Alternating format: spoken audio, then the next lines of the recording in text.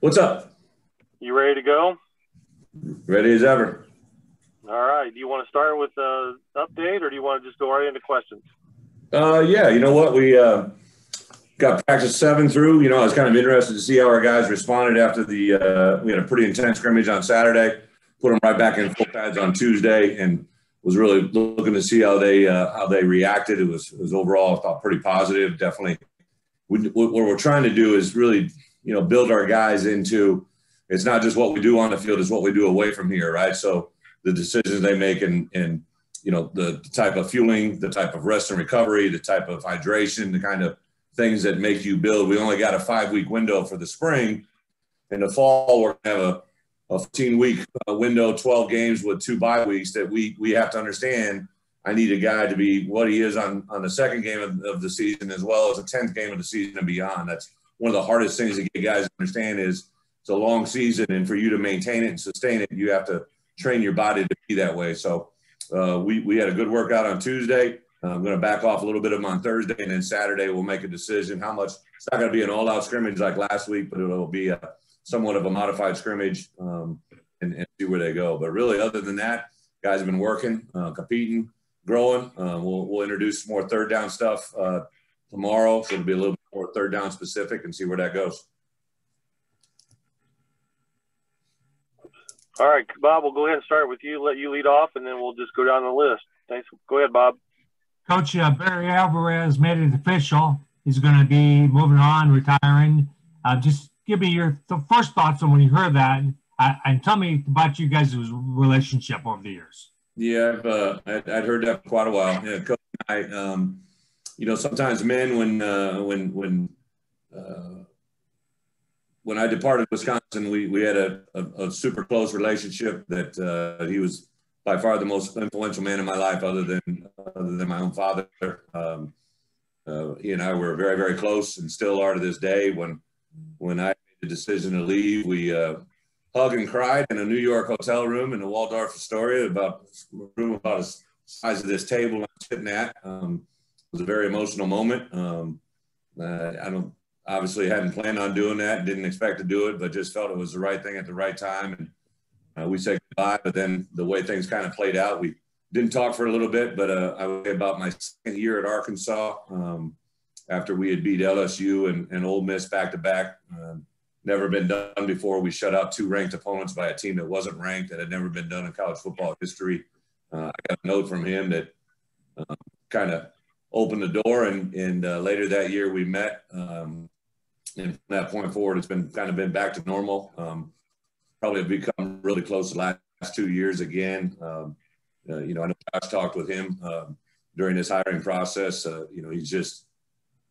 He's a man that in my life personally has been very, very influential. But I would tell you, the players that he coached, the coaches that worked for him, the people that touched that program, from Matt LePay to all the coaches that went through there, they know what he built and what he created, and it didn't happen by chance. He had a great plan, followed it up with great people, then had a tremendous effect as an athletic director. I could tell you a million different stories, but probably my favorite one was when there's two good ones. I'll give you the first one, was when he told me that I was going to be the head coach. We're standing in the middle of a parking lot after a TV show.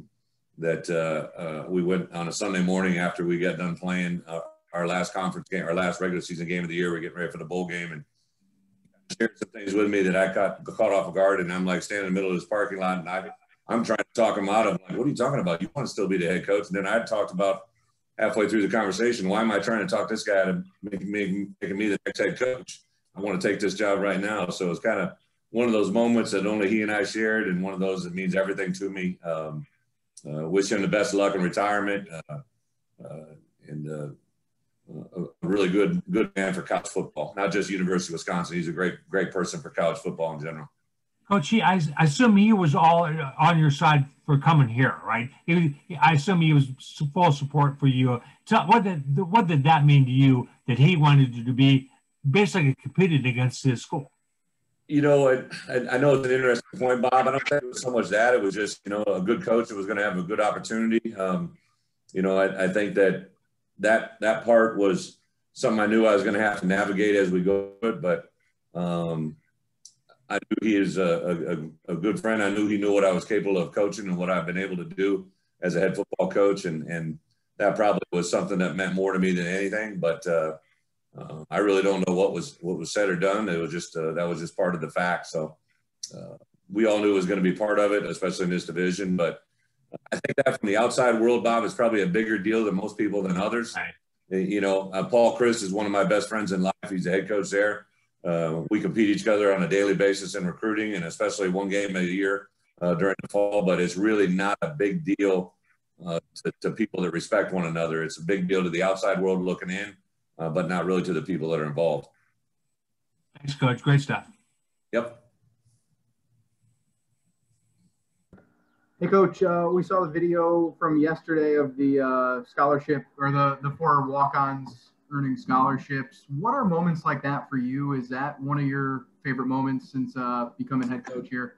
Yeah, it's absolutely probably, everybody loves game day and everybody loves the thrill of victory, but to award non-scholarship players scholarships, people that have earned it and worked for it. I remember being a non-scholarship player getting called into Hayden Fry's office and him telling me I was put on scholarship. It was a day I'll never forget. The call to my parents, the call to my family and loved ones, and the reaction of my teammates. It was me one-on-one with Coach Fry. And, as I became a head coach, I always knew that moment was special. So I initially started doing them one-on-one in my office. I remember the reaction out of Ricky Wagner, who was later went on to become one of the highest paid linemen in the NFL. Brady Ewing, who was a fullback that got drafted by the Atlanta Falcons. Jared Abadaris was a guy that played for the Green Bay Packers a number of NFL years. Chris Maragos went on to become a team captain in the NFL. I know all these stories of all these different walk-ons that become scholarship players. But I would say probably my last couple of years at Wisco and a couple at Arkansas, we started doing them in public environments to kind of celebrate with the team. And why was I being selfish, just letting them be between me and the player? So I knew where I wanted to go with this, do a lot of what we call RTD drills, run tackle drills. And I had the idea of bringing those 4 guys up. I didn't think anybody really caught on to what was going on. I don't think they did for sure. I kind of caught them off guard, and I just brought them up, told them we were going to do a new RTD drill. Usually I give it a name, like tomorrow we're working a drill called Circle Chase. We do 2-man strip. We do sideline skinny, open field skinny. I said the name of this drill is scholarship. And then they saw the reaction. I just got the hell out of the way. I had planned on hugging them all, but they came out of their seats pretty quick. So I just kind of got out of the way and saw the reaction. And I actually had to go to a recruiting Zoom. So I didn't get him for about 20 minutes later, but then I all met with them, all 4 of those guys, and got to see their reactions. Pretty special. And then want to shift over to the running back position. We heard from Corey Patterson, a couple of the running backs earlier this week. What have you liked from what you've seen from just the depth at that position and kind of having a few good options for Tony Peterson's offense? I am very excited.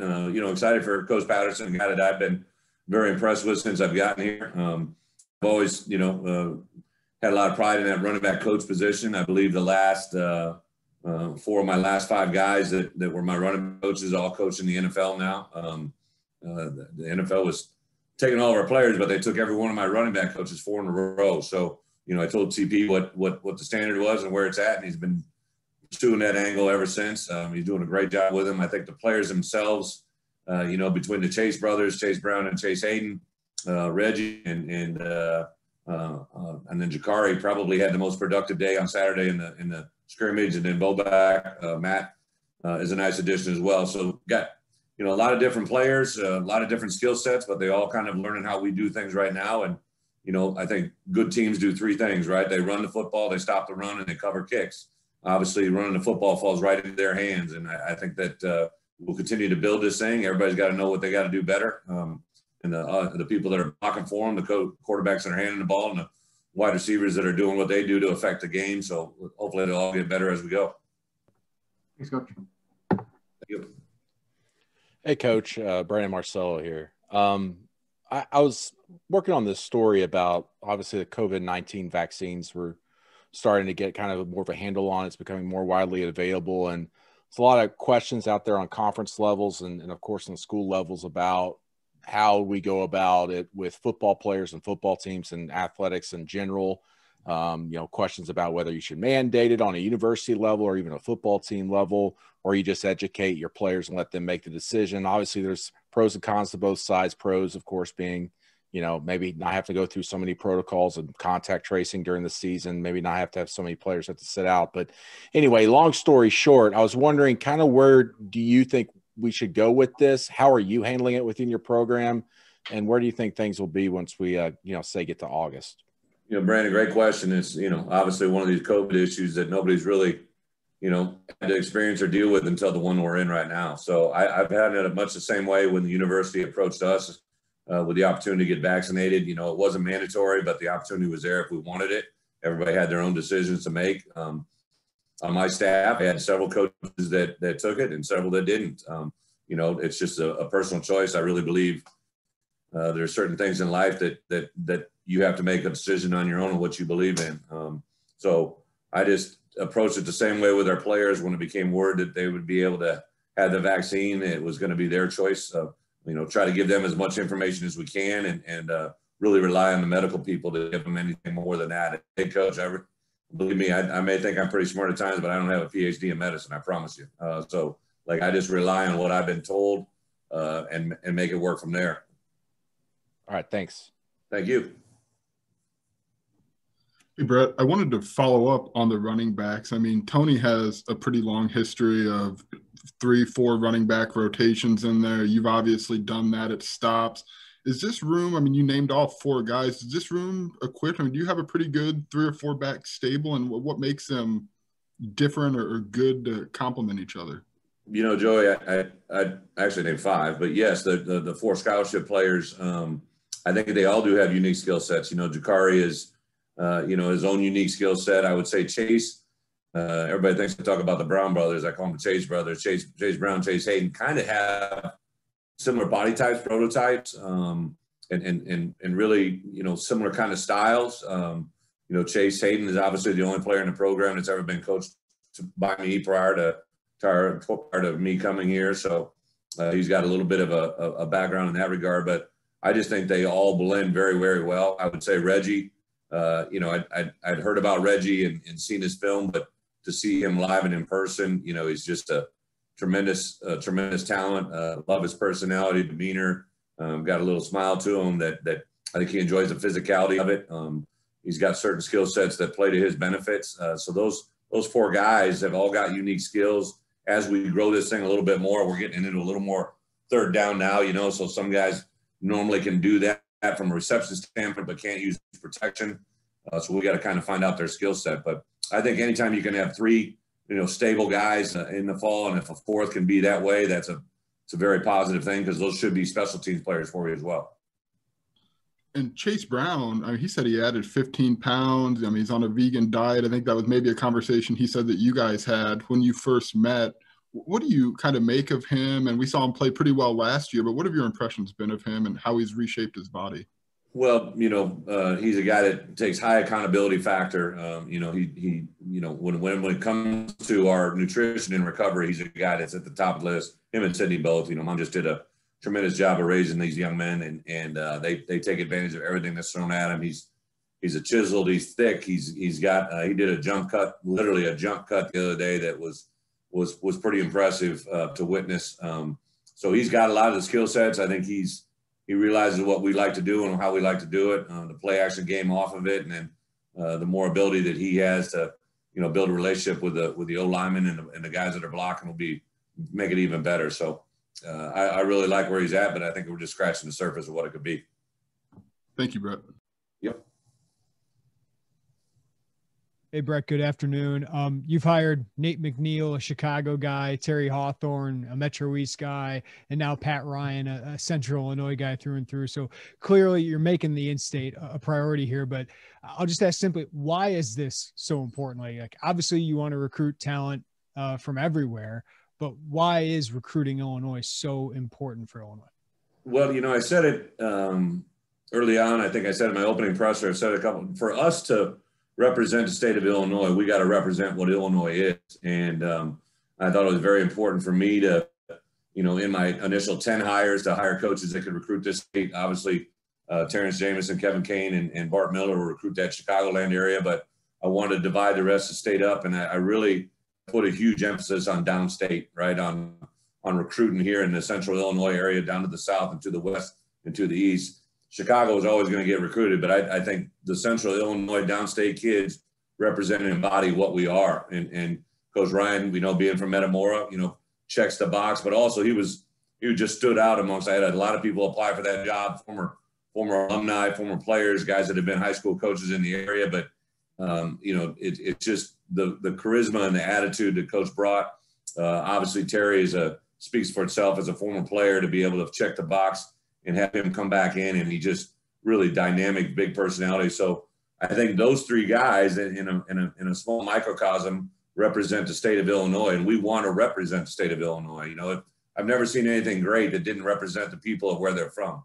You have everybody, every walk of life in this state. You got the Chicagoland people, you got the downstate, you got the farmers, you got the blue collar, you got the people that are working the 9-to-5 jobs, putting in a hard day's work, doing what they need to do. So we try to kind of just represent everything in what we're doing here. And that's really been the driving force, but also those support staff you mentioned, between Nate, Coach Ryan and Terry, they work hand in hand with Pat Hamilton and with Jay Kaiser, my coaches. We put together a recruiting personnel department that I think is pretty special, and they've just been the keys in the cog that have got us to that point. And what will it mean? You guys have scheduled official visits. What will it mean to get those going if you're able to in June? And what do you hope to get out of those weekends? Well, I think we were the first, school in Division I football to send out invites, and we did that because we wanted to be ahead of the curve. We got a big weekend in theory planned that first weekend in June. I'm just excited to get guys on campus, get around them, be around them. You can learn a lot about them through Zoom, but there's nothing that can put a price tag on being able to sit in front of someone, show them the Smith Center, meet our coaches. There's a million beautiful places. I always go back, here's the church, here's the steeple, open the doors, and here's the people. You gotta understand there's a million churches, a million steeples, but it's the people inside that make the church. And that's what we do here as our family, right? We believe strongly in family. It's not about the people. It's not the building. It's beautiful. I love it here, but it's about the people in the building that make it special. And that's what we want to showcase. Thanks, Bret. Thank you. Coach, I want to go back to Barry Alvarez for a second. Obviously, there have been a lot of retrospectives on his career the last few days. There's a lot of similarities between where Wisconsin was when he took over after 3 struggling decades and where you're taking over this program. What can you draw from what you learned from him as you attempt this rebuild? I draw a lot. I've been very fortunate in my career. I've said it. I know Josh made the comment in my presser that, one of the things that he found intriguing to me was the places that I had been places that had established, long-term success. Iowa with Hayden Fry and the continuation through now to Kirk to, Kansas State with Bill Snyder, and then the last one, Barry Alvarez at Wisconsin, and actually Coach Belichick in the NFL level. But I distinctly remember a couple of things about when I first got around Coach, and Coach Alvarez at Wisconsin, and we were talking about, style of play, offensive line, and all that kind of stuff. And he said, you gotta play to the area, that you come from and the people that are around you. He goes, what do you think when you go to the grocery store? He goes, you go to the produce aisle and you see some 6'5" guy stacking groceries, and there's a lot of them, right? If you see them at the grocery store, that means they're everywhere. And that's kind of what jumps out to you. I can't tell you how many times people come in on an official visit and they're like, man, there's big people everywhere. And the same thing now comes to me when I'm here at Illinois. That's what I'm kind of talking about in the central part of the state here, especially. There's a lot of good players around us. We got to get them to come here and be Illinois players, right? They can go to a lot of different schools in the Big Ten or across the country, but they're raised here in Illinois. They understand what this means. The thing that I have to overcome, which I also drew from Coach, when he took over the program at Wisconsin, the players that he was recruiting had never known Wisconsin to have success, right? Before he came there, those kids had never grown up with Wisconsin having success. And I'm kind of challenged with that same situation, to have 4 winning seasons since 2001, right? To have that be our last Big Ten championship. The kids that we're recruiting right now out of high school, they were born in 2003 and 2004. there's not been a lot of great seasons in their lifetime that they can remember and fall back on. 2 of the winning seasons were 7-6. So like, we have to establish what we're going to change, how we're going to change it, and how they can be a part of it. And that's a big part of what we're doing right now. And there's a lot of social media driven things. There's a lot of things that we're building within our culture, but also things that we're doing now in preparation to June to let them know what we're going to be able to accomplish, because you have to be able to get them to buy what we're going to become. I know where we're going to go. I know where we're going to end up, but we got to be able to, convince an 18-year-old player that what he hasn't seen in his lifetime can come true. And what have you noticed in your, 3.5 months or so recruiting to Illinois that's, like what Coach Alvarez says is unique to Illinois? What makes the type of person? Robert, we gathered their attention. I think we came out strong. We've never let up. We've applied it every day. I literally, I recruit every player that we're recruiting, but I would say that the emphasis on our Illinois players and the drive to that with not only my players, but my coach, these guys have to be the foundation of what we're built on, right? I go back to when you build a house, right? You don't start off on the second level in the master suite or the kitchen. You start out in the foundation. You build a house with the foundation that the house is going to be built upon. And that's what we've got going on right now. I've tried to sell those guys on the core of what we're going to be here at the University of Illinois. It has to be them. If I try to do it from anything else, it's probably not going to be on solid ground. So, there's a huge driving force behind our recruiting efforts, who we're recruiting, why we're recruiting them, and where we hope we can go. Thanks. Hey, Bret, I wanted to double back on Pat Ryan. You kind of touched on it a little bit, but can you go into a little more detail about why he was the guy for this position and how you came to hear about him and learn about him? Colin, great question. Pat jumped out to me as soon as I got a chance to be around him. I had been through Metamora as an assistant coach at the University of Iowa. I'd seen the success. I'm not from that exact area, but we knew Metamora and what it stood for. I always had kind of followed their success, and obviously the record that he established is second to none in really Illinois State high school history. But also, you take his numbers and put them in any state, it's going to jump out to you pretty good. And then in this theory, like they had a high school relations director, but the 2 areas that I heard about when I came here was developing better relationships with our alumni and developing better relationships in the Illinois high school system. And I began to, research different people and different things. And then Coach Ryan's name came up, had a couple conversations with him, brought him to campus, and he just jumped out to everyone in his building. And he's got kind of this suave,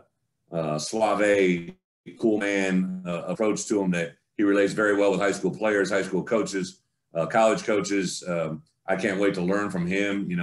The success he was able to sustain at Metamora, from being a player to an assistant coach to a head coach, and year after year have that. Like, it's just been awesome to pour into his knowledge. I go back to, I can't tell you how many times I've been in a high school program, really from all over the country, and you're going to know in the first 15 minutes in that building what kind of coach and what kind of program they have. And that's the way he is. It's just, it doesn't happen by chance. It's very well thought out, very detailed.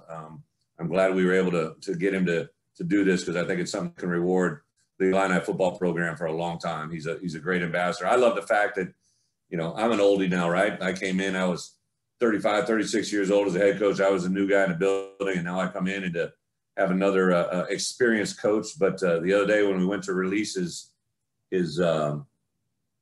press release, I said, hey, I'm good to go with this. Bret sent it over. I checked it, rechecked it. Powers that be said we could send it out. I said, if coach is ready to send it out, I am. And the response I got back was we could do it as soon as he told his mother.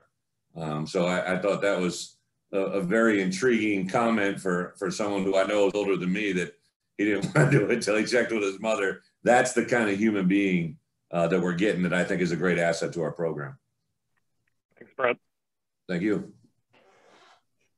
Bret, I just had a quick question on recruiting. There's so much specialization in sports among teenagers, and I just wanted to ask you, you have so many guys on this roster, so many of the guys that you just gave a scholarship to who were multi-sport athletes in high school. I wanted to ask you what goes into the conversation when you look at a kid about, okay, yeah, he plays this, and this in high school. What are the benefits of being able to research a kid and know that he does this, and this in high school from a sports standpoint, and he just wasn't focused on football his entire career?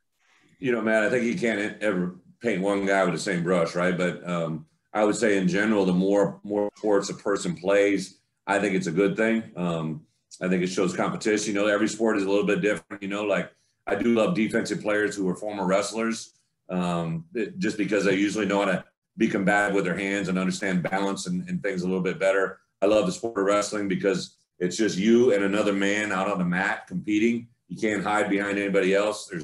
There's nothing else that you can do. You just have to compete and may the best man win. So I love that element of it. But I do love watching basketball games and certain players, you know, show athleticism and the ability to kind of be fluid and take control. Love to watch a point guard that you'd like to have authority, take control of the game. You like to see a big man take the ball down low and do what he does, or push people around defensively. So I love track numbers. I love track throws. We got a couple offensive linemen recruiting right now that I literally talk to them every week about their shot put throw or their disc throw, just because usually it's a good indicator of explosiveness. So I really want them all. Alex Collins, who's now back in the NFL, was one of my. It was a three-year 1,000-yard rusher in the SEC. A really productive back. He was a lacrosse player in high school, so recruited volleyball players, lacrosse players, chess players, wrestlers, basketball players. It doesn't matter if they're playing other sports. I think it's a good thing. Thanks, Brett. I appreciate it. Yep. All right. Thank you, guys. Thanks, Coach. Appreciate it, guys. Be safe.